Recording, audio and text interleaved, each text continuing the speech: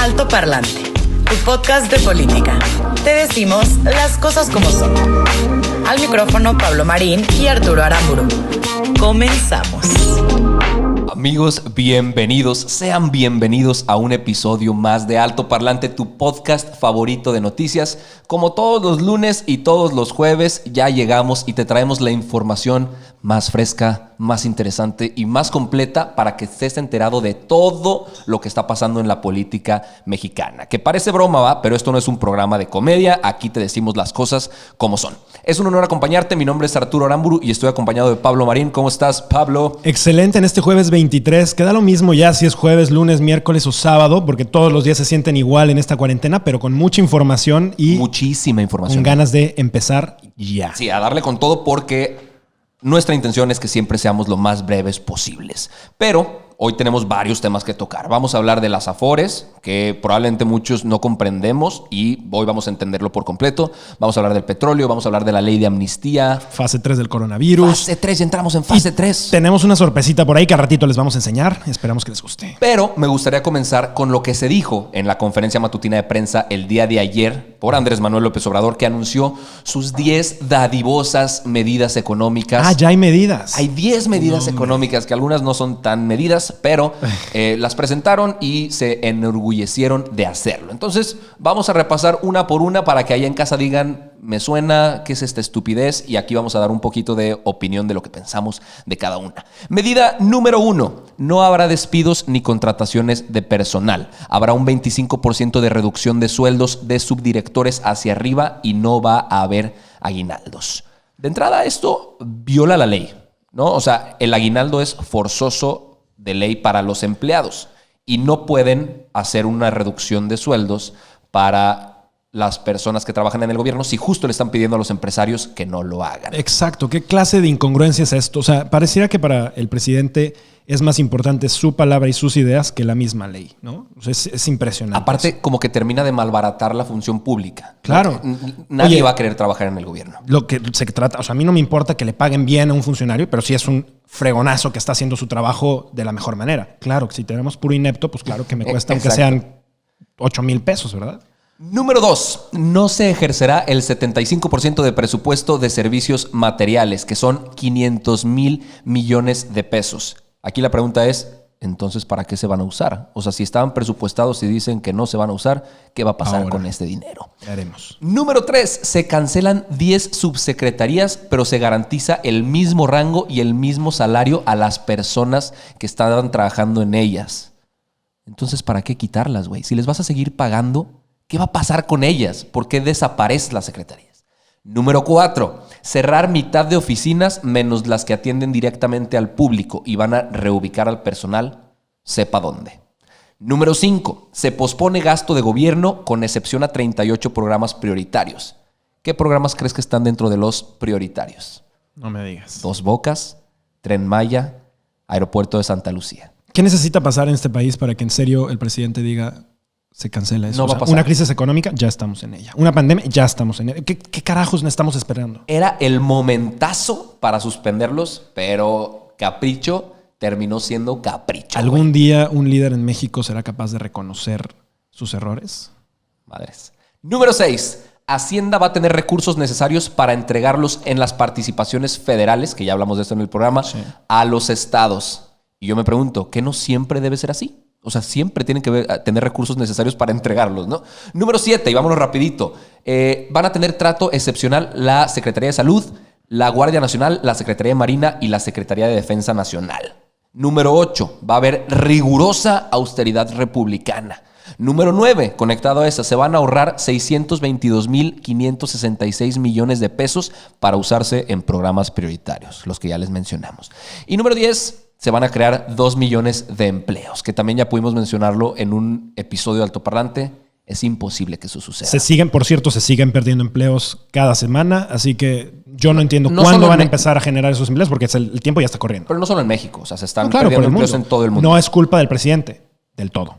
Exacto, pero no puedes prometer que va a suceder lo contrario. Correcto. ¿No? Porque seguramente si no sucede, le va a echar la culpa a algo que quizá no fue. nos sorprende de alguna manera. Espero que sea positiva. Y pues bueno, esas fueron las 10 medidas que se presentaron. Pero no es lo único que pasó en la semana. No es lo único que pasó. Entonces, vámonos a otros temas. Las afores. Sí. Una palabra que no muchos entendemos, pero en realidad son siglas. O sea, es Administradora de Fondos para el Retiro. Esta semana, en la Gaceta Parlamentaria, un diputado de Morena, un diputado federal, que se llama Edelmiro Santiago Santos Díaz, que por cierto es de Nuevo León, bueno, representa Nuevo León, propuso que todas las afores pasen a ser del gobierno, que las administre el Banco del Bienestar, o sea, de la Secretaría del Bienestar, que son los mismos que reparten dinero en todo el país con Ricardo Salinas Pliego, que también ya hablamos de eso en otro programa.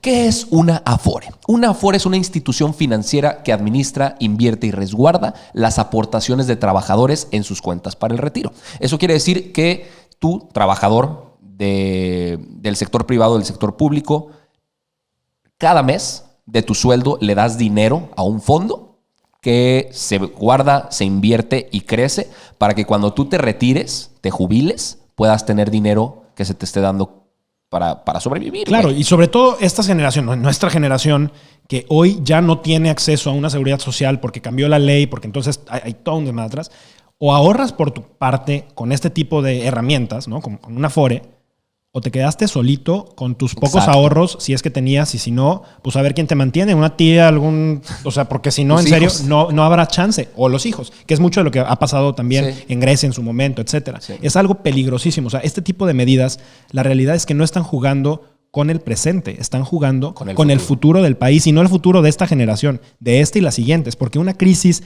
de una generación que no sea capaz de automantenerse con lo que pudo haber ahorrado en una afore, es un país quebrado. Exacto. Y eso es gravísimo. Las afores son reguladas por la Comisión Nacional de Sistemas de Ahorro para Retiro, la CONSAR.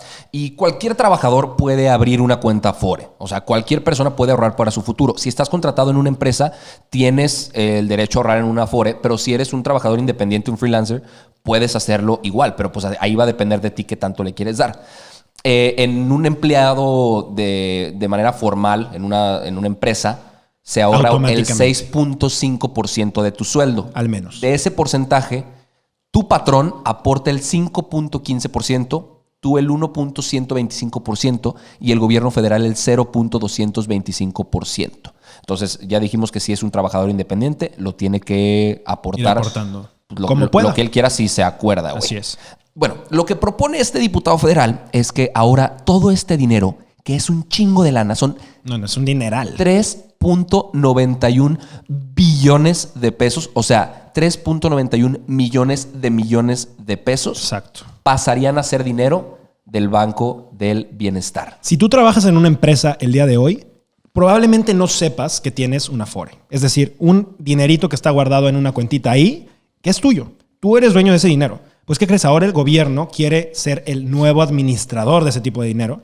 ¿Por qué? Pues yo no sé para qué. Porque realmente es un dinero que no es de ellos. Ellos creen que lo van a utilizar mejor. Pero, perdón, las medidas económicas que este gobierno ha tenido, a mí me llena de pánico. Y creo que además es un tema peligrosísimo. Porque el que salga este diputado simplemente a meter esta iniciativa, ya otro diputado también de Morena, Mario Delgado, dijo que esto iba a ir para atrás y que no estaba en la agenda actualmente. Pero eso dijo. Fernández Noroña ya lo había dicho también en su momento. Sí, Fernández Noroña es un chiste, ¿no? Pero si está en la agenda de por lo menos alguien de Morena, significa que podría ser abordado el tema. Claro, el miedo aquí es que puedan tomar decisiones diferentes en cualquier momento y entonces tu dinero se va al carajo, porque no tenemos idea realmente ni certeza de que se utilice de manera correcta. O sea, la única evidencia que tenemos de la administración del gobierno son sus empresas estatales, ¿no? Y todas están quebradísimas. Pemex, quebradísimo, perdiendo dinero. Y lo que quieren ahora es expropiar las afores y que el dinero lo administre los que no tienen idea de cómo administrar. O sea, dejan muchísimo que desear. Aparte, ya lo habían intentado. Hace 12 años se liquidó la afore de la gente. Pasó a ser pensionista y no funcionó. No funcionó toda esa movida y por eso ahorita existen 10 afores que las pueden consultar en internet para decidir cuál es la que les conviene. Cada quien tiene derecho de escoger la que les conviene. Esperemos que este tema no se dé. Esperemos que no... Pues sí, estemos muy atentos. Estemos muy atentos. En la agenda de la Cámara de Diputados. Es peligrosísimo. Porque quién sabe qué pueda llegar a pasar. Pero bueno. Ahora, hay otro tipo de temas porque se nos va el tiempo. y tenemos muchísimas cosas. Resulta que acabamos de pasar a fase 3. Nuestro Salvador de México, el subsecretario López-Gatell, acaba de salir. Portada de la revista ¿Quién? Sí, no. Brutal. Me pregunto qué pensará el presidente de eso. Pues acaba de decir que estamos en fase de ascenso, es decir, van a empezar los conteos de miles en miles. Se acumularán un gran número de casos en diferentes estados, en los hospitales. Vamos a empezar a ver ya pues colapsos muy probablemente en los próximos días y semanas. Ya hay 4 regiones en el país que superan los 1,000 casos y en el centro de México hay más de 4,000. Hasta el día de hoy, el conteo es que tenemos 10,544 casos confirmados, 7,706 casos sospechosos y 970 defunciones. Los casos más fuertes están siendo en un rango de edad de personas de entre 45 años a los 74, aunque también hay jóvenes, niños. Así que las recomendaciones de esto es que sigan manteniéndose en casa, mantengan su sana distancia, traten de salir lo menos posible, no hagan actividades masivas, se cancelan obviamente todo tipo de actividades escolares y laborales no críticas y pues bueno, o sea, es importante saber que el virus puede mantenerse hasta 7 días en mascarillas quirúrgicas. Por eso hay algunas lavables y si no son lavables hay que desecharlas. Y esto es porque se mantiene la humedad en la mascarilla y por la temperatura también pudiera llegar hasta 7 días. En los billetes puede llegar a estar 4 días porque también son generalmente cosas que tiene cerca del cuerpo y puede tener también humedad. Del vidrio 4 días, plástico de polipropileno 3 días, acero inoxidable, tela y madera entre 2 y 3 días. Entonces tengan mucho cuidado también si están pidiendo el súper, pues tengan cuidado de lavar las cosas, higienizarlas, o sea, hay que mantenerlos lo más limpio posible, ¿no? Y tiene muchas implicaciones, ¿no? Esto de entrar a fase 3. Por lo menos yo vi que en Ciudad de México cerraron algunas líneas del metro, aplicaron el no circula a todos los vehículos, que ahí yo creo que puede ser problema a futuro, porque si el no circula no significa que la gente va a dejar de salir, sino que van a usar transporte público todos los que puedan. Sí. Y eso significa más conglomeración de gente y menos sana distancia. Y más riesgo. Los 10 estados que tienen mayor número de casos de COVID son Ciudad de México, Estado de México, Baja California, Sinaloa, Puebla, Tabasco, Quintana Roo, Coahuila, Jalisco y Baja California Sur. Así que pues el llamado es para todos, tengamos cuidado. Estamos por entrar en una fase mucho más delicada. Hay que respetar a nuestros cuerpos médicos, hay que estar al pendiente de lo que las autoridades están diciendo y de alto parlante, por supuesto. Y si hacemos lo nuestro, vamos a salir de esta pronto. O sea, la fase 3 va a pasar rápido y vamos a poder recuperarnos y reactivarnos como país, ¿no? Esperemos que sí. O sea, es nuestra labor también como altoparlante llevar lo relevante de este coronavirus, entonces seguiremos haciéndolo. Claro. Ahora, tenemos una nueva sección. Que nos emociona mucho. La intención de crear esta sección es mucha información en poquito tiempo, que va de la línea de todo altoparlante. Entonces, córrela. Esto es Noticias con Prisa. En chinga.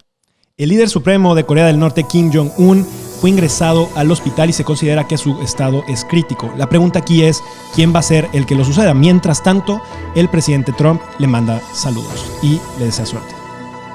Por temor al coronavirus, se cancela el Oktoberfest por primera vez desde la Segunda Guerra Mundial. 6 millones de personas que lo visitan van a quedarse con las ganas de vivir la peda más famosa del mundo y tomarse 7.5 millones de litros de chela. El Departamento de Seguridad Nacional de Estados Unidos anunció que va a extender por 30 días más las restricciones de viaje a Canadá y a México. Israel supera la peor fase de la pandemia. Jerusalén y Tel Aviv, ciudades muy grandes, ya iniciaron esta semana con movimiento, restaurantes y bares volvieron a abrir y reactivaron la economía. Ojalá y esto suceda en el resto del mundo muy pronto. A partir de hoy, la Universidad de Oxford va a iniciar la prueba de una nueva vacuna en humanos y obviamente vamos a estar al pendiente de esta información para traérselas en cuanto sepamos más cosas. En el hospital de la Universidad de Chicago se empezó a tratar pacientes graves con coronavirus con un nuevo antiviral. Todos los que han sido tratados se han dado de alta en menos de una semana. También hay noticias buenas. Las atracciones para montar elefantes en Tailandia se terminarán y ya no habrá más. La decisión de esta medida se ha adelantado debido a la baja en el turismo por coronavirus. Se celebró el Día de la Tierra y la Tierra también celebra porque por primera vez se han reducido hasta en un 33% las emisiones de dióxido de carbono y dióxido de nitrógeno. Los satélites de la NASA lo comprueban y hay animales ya saliendo en todos lados, menos en el lago de Texcoco.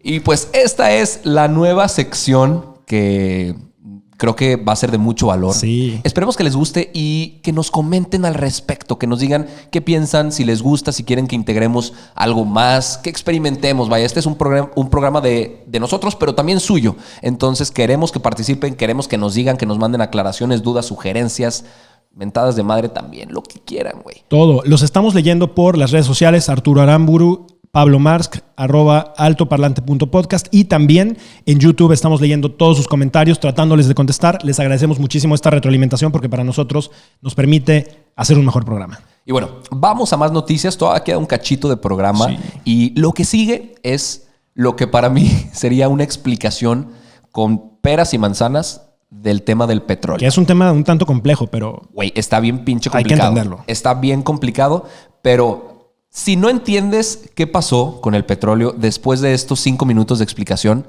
te regresamos tu dinero íntegro hasta tu casa por haber escuchado Altoparlante. Porque para mí logré comprenderlo y espero que sea muy claro para todos. Seguramente vieron que esta semana el barril de petróleo vale más el barril que el petróleo que contiene adentro, güey. O sea, se cotizaba en menos $38. ¿cómo? ¿Negativo? Menos $38 cerró la mezcla West Texas Intermediate. O sea, si yo intento comprar, ¿me van a pagar? Te pagan, güey. Te pagan por llevarte el petróleo. Literalmente, güey. El West Texas Intermediate, que fue el que más se estuvo hablando esta semana, es de los petróleos más importantes, de las mezclas de petróleo más importantes a nivel mundial. Entonces, el resto busca adaptarse y ser competitivo, incluyendo la mezcla mexicana. Pero sabemos que es algo malo. Sabemos que si el petróleo cae, es algo malo para el planeta. Y sabemos que no son buenas noticias para México, porque aquí Pemex tiene mucha importancia y dependemos mucho de la producción petrolera. Claro. El valor del petróleo se derrumbó, la Secretaría de Energía seguía festejándose a sí misma, o sea, seguían completamente ajenos a la realidad, presumían que México sobreproduzca, algo que literalmente hay que dar dinero para que te lo compren, pero la razón es muy simple. Si la demanda de petróleo baja, el precio se cae, porque no hay nadie que quiera usar el petróleo ahorita. Intentaron bajar la producción y fue lo que se estuvo hablando en la OPEP para que se estabilizara y que el precio subiera un poco. Dentro de este tema hay un concepto que se los explico de manera muy fácil, se llama el mercado de contratos de futuro. Eso quiere decir que si yo llego a un acuerdo contigo, te tengo que pagar para que tú me vendas un producto en cierta fecha y a cierto precio. Entonces, pongámoslo así. Yo te quiero vender a ti un barril de petróleo. Tú me vas a pagar $10, pero lo necesitas para diciembre. Entonces acordamos eso y en diciembre yo te entrego tu barril y tú me entregas mis $10. El 31 de diciembre yo llegaría a tu casa, te dejo tu barril y me pagas. Eso fue lo que pasó este lunes, el lunes negro. Vencieron contratos de futuros, pero como ahorita el barril de petróleo no vale nada, dijeron, pues no lo quiero, güey. Ya no quiero que me entregues el barril que yo había quedado en comprarte. A un precio obviamente más alto del Exacto. Entonces miles y miles de negociantes tenían que recoger y pagar los barriles que habían comprado en el pasado. Pero como nadie quiere pinche petróleo ahorita, güey, ¿dónde pones eso? O sea, el almacenaje es finito. Claro. No tienes suficiente espacio para hacerlo. Entonces dijeron, vendamos los contratos de futuro al precio que sea. Al precio negativo. Es más, con tal de no tener la obligación de guardarlo, te pago a ti para que te lleves el contrato y recibir tú el barril de petróleo. Qué locura. Este tipo de contratos normalmente se usan para especular sobre el precio, ¿no? Y le puedes tener ganancia o pérdida. Puedes comprarlo mucho más barato de como lo van a estar vendiendo en ese momento o mucho más caro y tener cierta pérdida. Entonces eso fue lo que pasó. Se pagaban hasta $40 por comprar un barril de petróleo. Y en ese momento el activo valía mucho menos de lo que tendría que en realidad valer. ¿Se entendió? Sí. ¿Se entendió? Pero está terrible, o sea, está cañón. ¿Hacia dónde vamos? No entiendo. ¿Cómo se le puede revertir a esto? O sea, obviamente me imagino que van a disminuir la producción, es parte de los acuerdos. Sí, todavía no, los resultados de esa medida no se ven. Ok. Porque la producción van a empezar a bajarla a partir de mayo, ¿no? Pero pues los contratos a futuro de mayo y de junio también están por el piso. Sí. Vamos a ver qué sucede. Ojalá para México, ojalá que se estabilice pronto ese tema y que la Secretaría de Energía haga su chamba. Recordemos que el país depende en muy buena medida del tema energético, así que de verdad deseamos lo mejor para esto, porque si no, en serio, nos carga el payaso a todos. Ahora, hay otro tema también muy interesante, porque resulta que está el tema de la ley de amnistía. Y probablemente muchos de ustedes no sepan o no entiendan muy bien de qué se trata esto. El día de hoy se va a publicar en el Diario Oficial de la Federación la ley de amnistía que va a entrar en vigor a partir del día de mañana.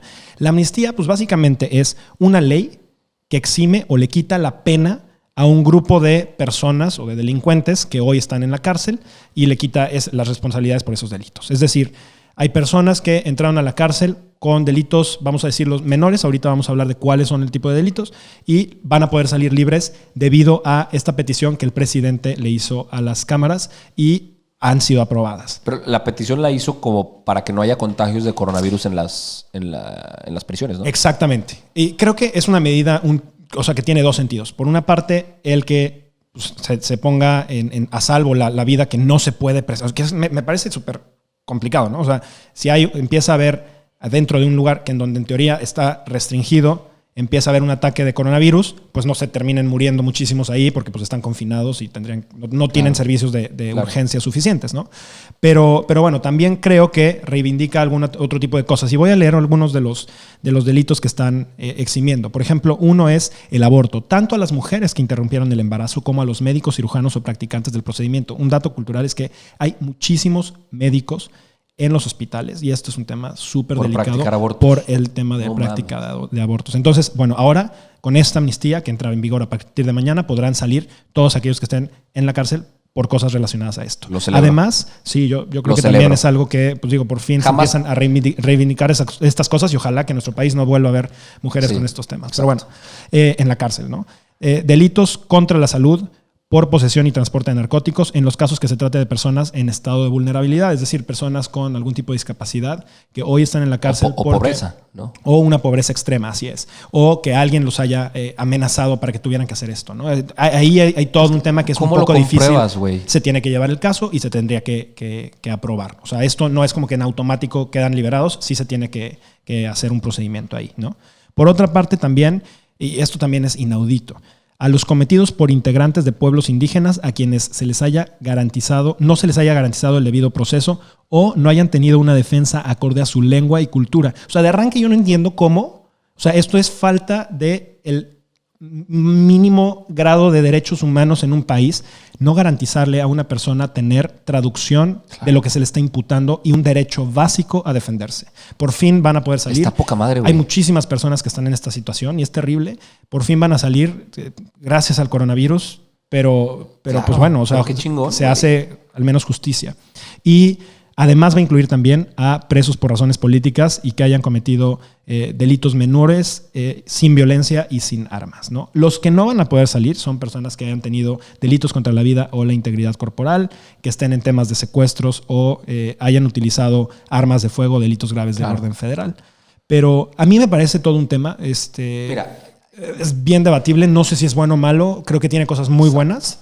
Creo que tiene otras un tanto delicadas porque bien platicábamos hace rato, ¿no? O sea, vamos a entrar a un punto en donde el país no está generando trabajos. Estas personas no solamente no van a tener trabajo, sino además tienen antecedentes penales. Entonces, es complicado conseguir empleo. Les va a dar algo, entonces van a salir y pues obviamente en muchos casos lo único que saben para ganarse la vida es delinquir. Se supone que otra de las restricciones es que no sean reincidentes. Entonces, si hay alguien que ha estado entrando y saliendo, tampoco va a salir, ¿no? Claro. Vamos a ir viendo esta medida de cerca. Y también esperar a ver qué pasa con el sistema judicial. Sí. Que muchas veces es ineficiente en tiempos y formas. Entonces, si se está aplicando una medida como estas, ojalá y lo hagan de la mejor manera. Sí. Fíjate que dentro de los que se pretende liberar, hay alrededor de 5,000 reos de penales federales y alrededor de 100,000 presos de penales locales. Así que pues es una cantidad importante de personas. Vamos a ver qué comportamiento social tiene esto y qué impacto tiene en la sociedad. Y pues me parece que fue todo por el altoparlante de hoy, ¿no? Sí. Hay algún otro temita muy, muy chiquito. Ayer Andrés Manuel dijo que no había suficientes periodistas profesionales en este país. Yo le diría al presidente, señor presidente... Ve altoparlante, papi. No, y encárguese, además, encárguese usted de hacer su trabajo y deje a los demás hacer su chamba. Exacto. Es todo por el día de hoy. Con eso cerramos. Listo. Vámonos. Gracias por vernos, gracias por escucharnos, gracias por estar al pendiente del programa. Compártelo con tu tía, con tu abuelita, con tus primos, con tu exnovio, para que cada vez estemos más informados. Un gusto estar con ustedes. Hasta luego.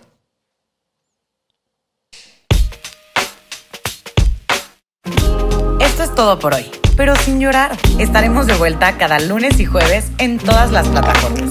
Si crees que alguien necesita entender las cosas como son, compártele este capítulo. Nos vemos.